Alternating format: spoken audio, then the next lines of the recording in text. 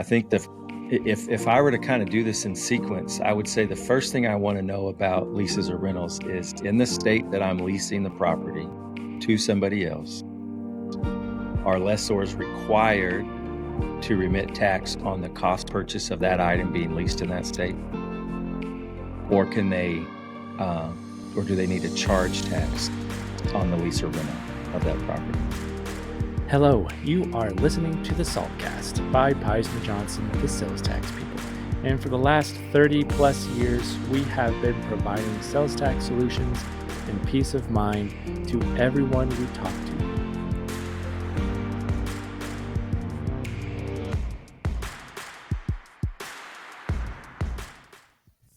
Well, I think it's important to recognize that not all rentals or leases are the same, right? When you think of rentals, you might think of just renting tangible property. And that could be short term, it could be long term. Rental cars come to mind because that's a big business. And like Airbnb and VRBO, you've got Turo now and people renting their own vehicles. And just a process of being compliant with sales tax law, specifically when it relates to rentals, can be pretty complex, pretty tough. But then you also have really short-term rentals when you think about fashion wear or just regular clothing that can be rented short-term. You know, it could just be rented for an evening or over the weekend. And a lot of times that we focus on sales tax when it comes to rentals, and you should, because it's complex. Every state is different. Even the concept of, someone who leases property or material has an opportunity to pay the tax up front in certain states. It's optional. And then in other states, it's required to pay tax up front on the value of the property that you're going to lease to other people. And then, of course, you've got the situation where in several states, it's based on the lease flow or the lease payments. So there's a lot of complexity in this area, number one.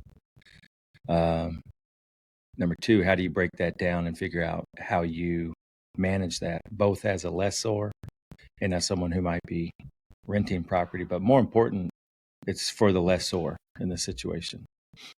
The last thing I'll say about just complexity in rentals, well, the last two things I'll say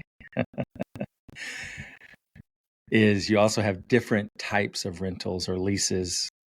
And I don't mean, rental cars or clothing or property, but you might be leasing something to actually buy it. And so you've got financing leases, capital leases, even the language in the lease where the state can determine what kind of lease they believe this is, can have different rules on when the tax is due and how much of the tax is due. So definitely a complex subject, no doubt about it. And I said I was going to say two more things. So the last thing that I'll say about it is at Peisner Johnson, we're the sales tax people. So we focus constantly on sales tax. But if you're a lessor, you also have to recognize that there's a unique approach to property tax in how you remit tax, or what the assessment might look like for your inventory of items that you would lease or rent to other people. So yeah, you're picking a big subject to talk about. Yeah, well, we definitely haven't talked about it yet. But Danny, if you haven't picked up on it, we're talking leases, rentals, the complexities around that. Paul, I pick up what you're putting down. No, I like what Par is saying, because it is right in line with everything that we've learned and that we handle in the lease or rental space.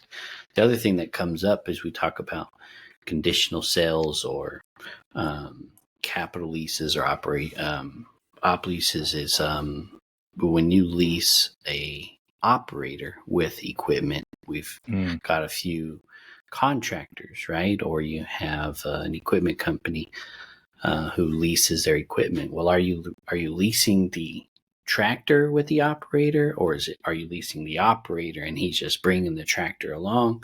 You know, how the state defines that and what that means. It's messy, but yeah, That's an as Par interesting one. mentioned, it's real complex. In fact, it's an important one, right? Because I've dealt with this in audit situations.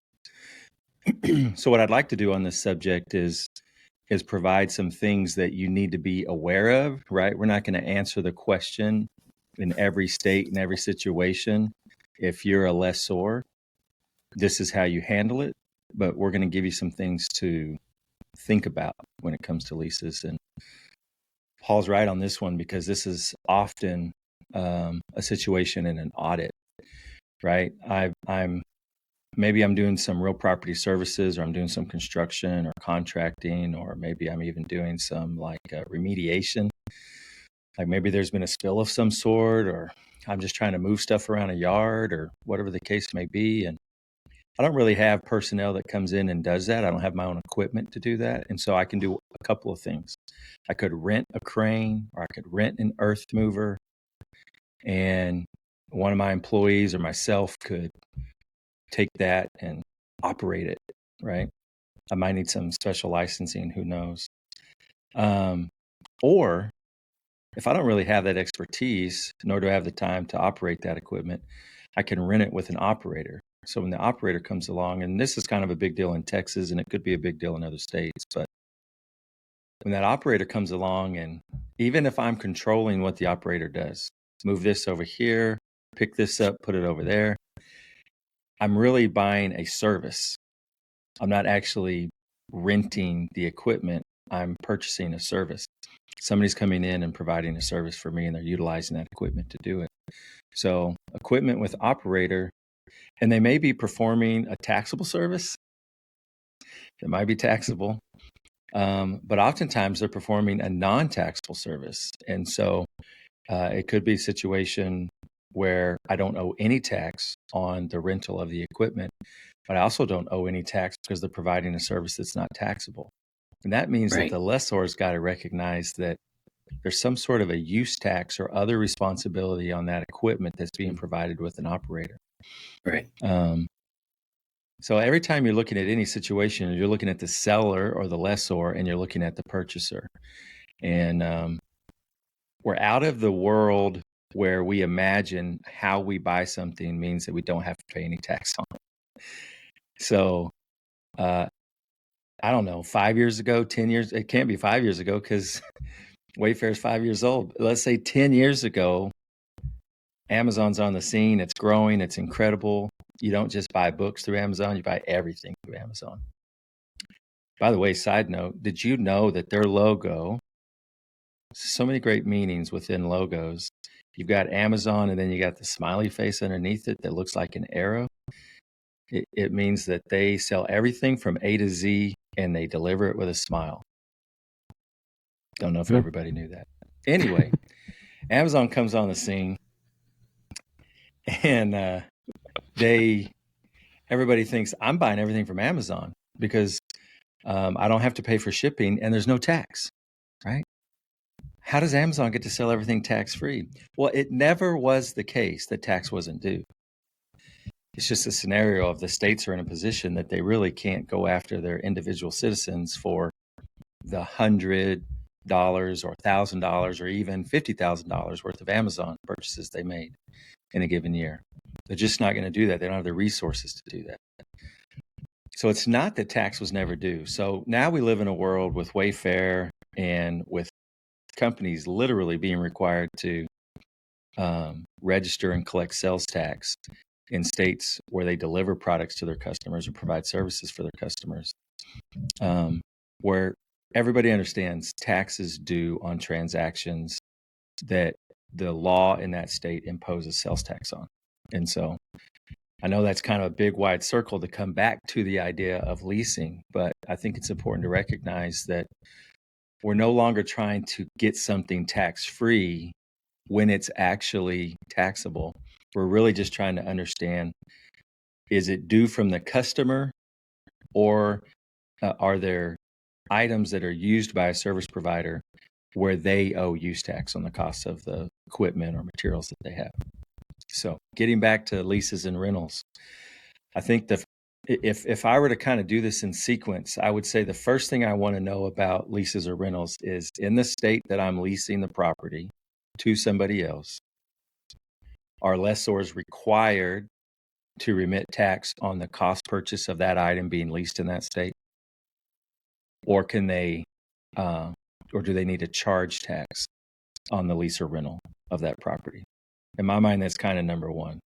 Do you see a different number one, Paul, in leases No, and rentals?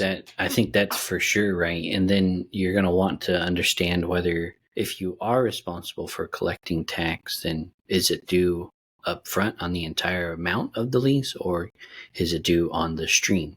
If it's a monthly lease or a daily lease or whatever the case may be, how that state defines that. So I don't know if I would include that at number one or call that your number two. Sorry to burst your bubble if that was number two. But yeah.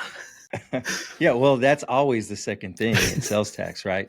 Number one, do I collect it or do I pay it? Right? Yeah. Am I responsible for paying it or am I responsible for collecting it? I got to figure that out.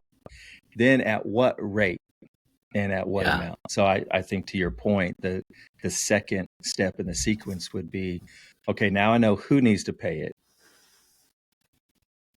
How do they need to pay it? What's the base for the tax? Is it the lease amount or is it the cost of the property? Right. And even if I'm leasing to somebody else, it's very possible that the tax may need to be due up front. When you register a vehicle with Department of Transportation or Department of Motor Vehicles, you often have to pay tax on those items. So it could be a short-term rental. There's going to be not only sometimes sales tax, but there could be other types of taxes that are due. And it could be based on the length of that rental. But let's just say you're leasing a vehicle for 2-year, 3-year, 4-year lease. When you register that vehicle in your name, taxes usually due: tax, title, and license, right? Everybody knows TT&L. And so that tax is due up front. And sometimes it's in the form of sales tax, but it could just be a motor vehicle sales tax. So you also have to understand, another caveat to this is you could be in a state where no sales tax is imposed, right? Delaware is the best example of this.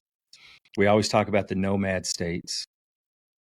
Let me make sure I can remember them all. New Hampshire, Oregon, Montana, Alaska, although they got some weird stuff going on, and Delaware, right? But if you think no sales tax, it's no longer nomad, it's nomad, right? Because Alaska is moving in a different direction, at least the boroughs. Ryan and I came up with a new acronym. It's no longer nomad, it's nommed. Nommed it. Or denommed. Nom-D. Denom, But anyway, the reason I bring up nomad and I bring up states, there's still 4 states that certainty, no sales tax due. Okay, well then you don't have to worry about that state, right? Oh, wait a minute. If you're a lessor renting or leasing property in Delaware does have a lease tax. Right. And so you need to be familiar with that. It's not always a sales tax. It could be a different type of tax that's due on the lease or rental of different property. So I think that's probably the third point, right? If there's no sales tax, don't overlook the fact that a tax may be due. It could be a motor vehicle tax, it could be a specific lease tax. There are states that have different rates. Alabama comes to mind. It may not be a different rate, or it could be a different rate depending on what you're renting, right? Yeah. So they have a specific rental tax that functions like a sales tax, but it's just under a different section of the law, right? And oftentimes can be on a different return when you're looking at different states and what tax may be due. So number one, who's responsible? Number two, what's the base for the tax? And then what is the tax type and the rate that should be applied? to that transaction. That's some things to figure out across all states where you lease property, not just the state where you operate from. I think that it's important to remember that, so you talked briefly about Wayfair and economic nexus. People oftentimes forget about the physical nexus. And so as a result of owning the leased property in the state, you have established physical nexus and have an obligation to collect the tax due because you've established nexus. It's not based on where you're located, but based on where you have that leased or owned item that you're leasing, whatever it may be. Wow, that's Farm a critical equipment point. Dresses, you know what I mean? We do talk to people. They're like, hey, listen, we lease a certain type of property across the country, and we note that our lease revenue has approached economic thresholds in 12 states, and we think we might need to register in these 12 states. Wait a minute. Did you say you lease equipment that you own title to? Yeah, and we're exceeding economic nexus thresholds, so we're going to need some help with that. Well, wait. You can't overlook it. You had physical nexus before Wayfair even existed, right? How long have you been doing this? Oh, I mean, we've been in the leasing business for 20 years. Wait, what? Yeah, we definitely need to look at that because we need to figure out what your situation might be, because there is no threshold. Here's the threshold on owned equipment in estate boundaries. That's it. See what I did there? That's the threshold. You own equipment or property in another state that you lease to other people. That's the threshold. Yeah, but I only lease this one item in this state. Yeah. Maybe it wasn't material, so it wasn't all that important, but you had nexus the moment you did that, right? The moment you bring property that you own, that you have title to. Another thing to consider when you're renting equipment or you're a lessor of property.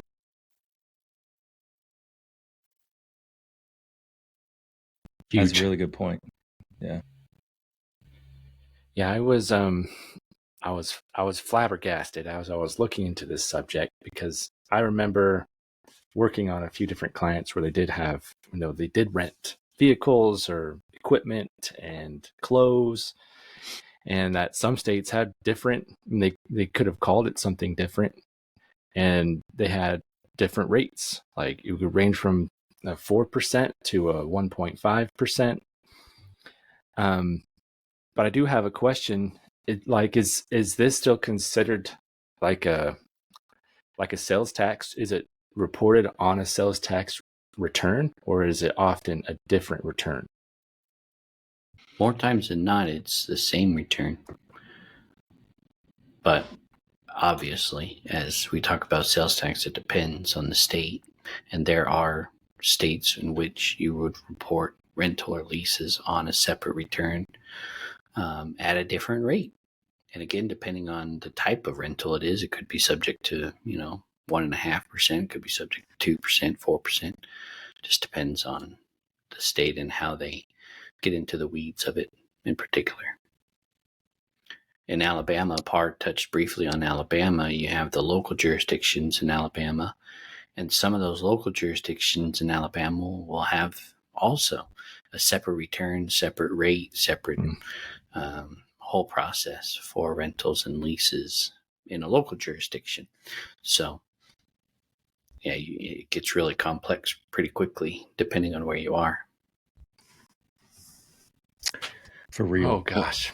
One of the crazy things with when you talk about vehicles is the double taxation, right? And we don't need to necessarily go down the rabbit hole, but it's just one of those areas where you can purchase something, even on just straight purchases, right? We're talking about leases, but I'm just picturing in my mind, like if I start a vehicle leasing business and I purchase all these vehicles in the state of Utah where I'm at, like I would have to pay tax, right, on those vehicles. And then if I was then going to lease those out to people, right, there would be, and again, depending on the state, there'd be tax, that needs to be paid on the lease payments.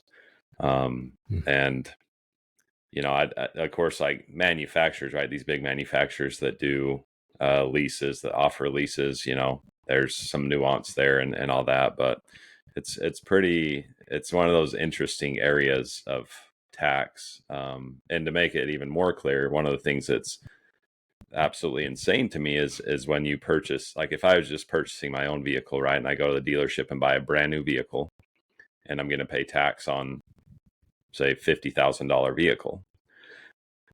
When I go to sell that vehicle in certain states, I happen to be in one, Utah, that then would charge tax to the buyer. I can sell private sale to Paul, and he buys that vehicle, and he would have to pay sales tax on it as well. There are states that fortunately have carve outs or specific legislation, you could say, that private party car transaction, you do not have to pay sales tax on it, which I think makes a lot more sense. But anyways, going another direction here, but you can see like in vehicles in general and leasing, and there could be tax paid. I would call it double taxation, but that's not necessarily the. Yeah, it's possible. It's you. What you're bringing up is another valuable consideration when you're a lessor or you rent equipment. Is for the most part, there will be a resale provision to most lessor purchase type situations, unless the tax is required to be paid up front, and then you would not collect tax on the transaction. But motor vehicle tax is probably, trucking companies dealt with this back in the 70s and 80s, trying to overcome this process of being taxed by every state that the vehicle drives into. And so they are able to register now through an organization that allows an allocation of value to multiple states, so that you don't have that consistent multiple taxation on the same machinery or same equipment. But yeah, there are some states, even if you register a vehicle in a new state, you don't always have to pay motor vehicle tax on that. But even in Texas, if I pay tax on the purchase of a vehicle and then I go to sell that vehicle, when they go register that vehicle in their name, you pay tax, title, and license, and it's based on the value of the sale transaction. And so if a vehicle is sold, 3, 4, 5 times as a used vehicle, private property sale or dealer sale, motor vehicle tax is being collected every time that transaction occurs. So yeah, that's a big one. Yeah, it's interesting. Like my neighbor states, Nevada and Arizona, do not require tax to be paid on a private party transaction on a vehicle. But I know Nevada specifically, if you purchase a used vehicle through a dealership, you do have to pay tax on it.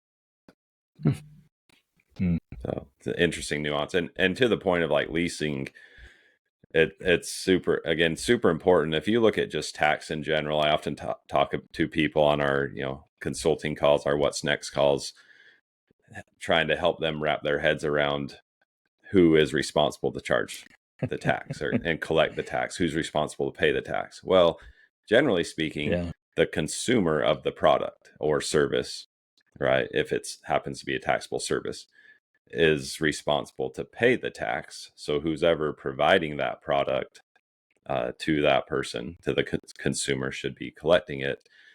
And there's again some complexity there, even if you talk about taxability. But if you're talking about a product that happens to be exempt, or if it was a lease, for example, that happens to be exempt, or then typically the state's essentially putting the onus, you could say, or the responsibility to pay the tax on that person that's next up the supply chain. And you look at like what you brought up, Par, of equipment leasing, right? Like if I'm buying a business, or I have a business and I operate equipment, right? Like I'm essentially the consumer of that equipment, and the person I'm providing a service to, let's say I'm an excavator, right? When they're just consuming my services, right? They're not consuming the Mhm. machine itself and using the machine itself. So in that instance, right, the tax burden is on me as the business owner, the Yeah. operator of the equipment. Correct. Yeah. And you see that a lot, and you've got to figure that out. And it's Yeah. not always the same. There could be items that you purchase that you could purchase tax-free, and other items that you should remit tax on. And that's where it gets a little bit confusing and complex. And that's where auditors come in. And, auditors will tell you up front that the reason you're being audited is just to make sure that they can support you and that you're doing it correctly. Well, they're not typically looking for where you overpay tax on something that maybe you shouldn't have paid tax on. So what they're really wanting to do is, did you remit enough tax correctly? So yeah, they're there to help you, but in helping you, you get an assessment with penalty and interest.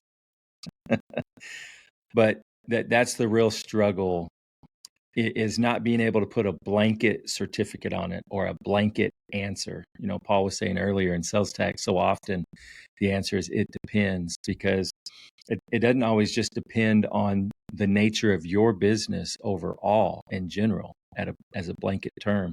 It may mean that it depends on each transaction, the purpose of the transaction, and what's going to be how the item that you purchase is going to be used. Is it going to be used by you in performance of a service? If it's going to be used by you, then tax may be due. But if it's really something that's going to be sold or incorporated into something else, and that seems very simple. Yeah, that's easy. There's resale provision, and sometimes I'm the consumer, but sometimes no tax is due on certain transactions like that. But it's based on the nature of the transaction, not always just the type of business that you're in.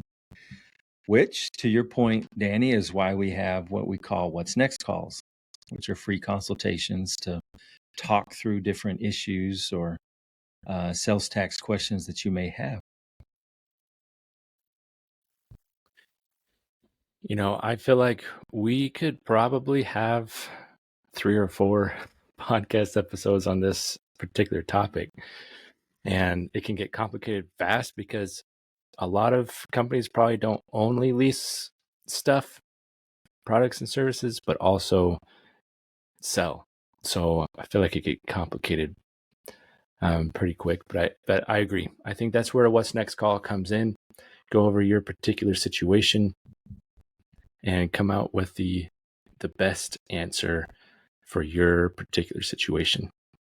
I really appreciate you guys jumping on with me. And Jason, I'm definitely going to highlight kind of your what was it, your top 3 or 4 things to be looking out for, because I think that's going to be very helpful to a lot of people. And again, appreciate you guys jumping on. Good time. Thanks.